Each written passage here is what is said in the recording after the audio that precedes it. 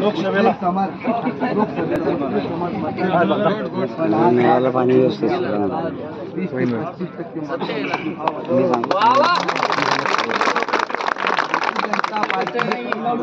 मला एक सांगा, भारतीय जनता पार्टी जातीवादी होती काँग्रेस, या काँग्रेसला गाडून टाकण्यासाठी मी एकच शब्द बोलतो तुम्हाला,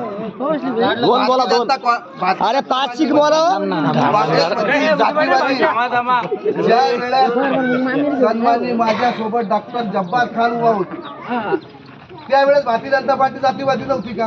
हिंदूचा माणूस पाडून सगळी मुस्लिमाचं सीट निवडून आलो होतो याच भारतीय जनता पार्टी.